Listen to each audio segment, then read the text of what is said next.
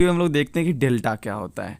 ये आप देख रहे हो कि नदी आ रही है और ये समुद्र में मिल रही है, ठीक है। और यहाँ पे कुछ आपको उभरा सा भाग दिख रहा है जिसको डेल्टा बोलते हैं। तो सिर्फ ये बोल देना पर्याप्त नहीं होगा कि डेल्टा किसे कहते हैं, ठीक है। तो इसके लिए हमें समझना पड़ेगा कि डेल्टा आखिर बनता कैसे है।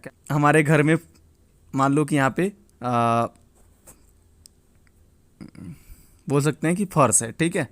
और हम एक जग पानी लाके, ठीक है, यहाँ पे कुछ मान लो कि यहाँ पे एक गिट्टी है, कुछ पत्थर रखा हुआ।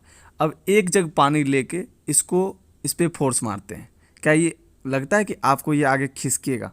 नहीं खिसकेगा। क्यों नहीं खिसक रहा है? क्योंकि इसमें पहली बात कि पानी की जो घनत्व है वो कम है, यानी पानी कम है और इसका फोर्स भी कम है। जब हम पाइप के थ्रू अगर हम मान लो कि पूरा फोर्स देके अगर मारना शुरू करेंगे तो ये खिसकना शुरू हो जाएगा।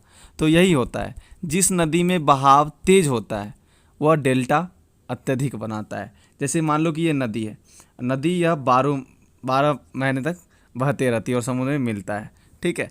तो मान लो ये नदी आ रहा है, अब जब ये समुद्र के पास जाता है तो उसके पास पहले नंबर जब नदी मान लो जहाँ से निकलती है तो बहुत फोर्स के साथ निकलती है। जब वह फोर्स के साथ निकलती है तो छोटे छोटे पार्टिकल्स को लेके वह आगे की ओर बढ़ते जाती है। तो सभी नदी नहीं, जिसमें घनत्व ज़्यादा होगा, जिसमें फोर्स ज़्यादा होगा, बहाव ज़्यादा होगी, जिसमें कटाव की क्षमता ज़्यादा होगी, उस नदी की हम बात कर रहे हैं, ठीक है। और भी छोटी नदियाँ भी बनाती होगी लेकिन उतना बड़ा डेल्टा नहीं बनाता है। तो मेनली जो डेल्टा बनाता है वह जिसमें कटाव की क्षमता ज़्यादा होती है, जिसमें बहाव ज़्यादा तेज़ होता है, ठीक है। तो मान लो ये नदी निकली, अब इतना फास्ट निकलती है कि यहाँ पे जो पत्थर होता है उसको लेके, छोटा छोटा पत्थर जो भी अवशेष होता है उसको लेके आगे की ओर बढ़ते जाता है, ठीक है।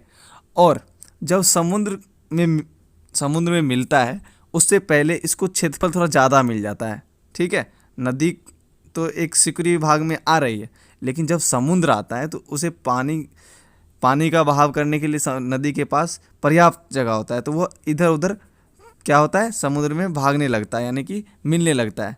तो ये अवशेष, अब मान लो कि यहाँ पे इतना फोर्स के साथ आ रहा है, अब पानी डिस्ट्रीब्यूट हो गया तो इस पे तो फोर्स, जो अवशेष आ रही थी वो तो फोर्स उस पर कम लगेगा। क्या होगा? फोर्स जब कम लगेगा तो ये जो अवशेष आ रहा था वह रुक जाएगा। यानी समुद्र में जब पानी गिरती है नदी की तो इसके साथ जो अवशेष आता है वह रुक जाता है, इकट्ठा हो जाता है, उसी को डेल्टा बोलते हैं। तो यहाँ पे वही हुआ है। आप देख सकते हो कि नदी आ रही है और जब समुद्र में मिलती है तो अपने जो साथ जो पार्टिकल्स लाती है, जो भी अवशेष लाते हैं वह छोड़ देता है, जिसको डेल्टा कहा जाता है। इसी को डेल्टा बोलते हैं। आपने नाम सुना होगा सुंदरबन डेल्टा। तो होप कि आप समझ गए कि डेल्टा का निर्माण कैसे होता है। तो वीडियो के साथ करते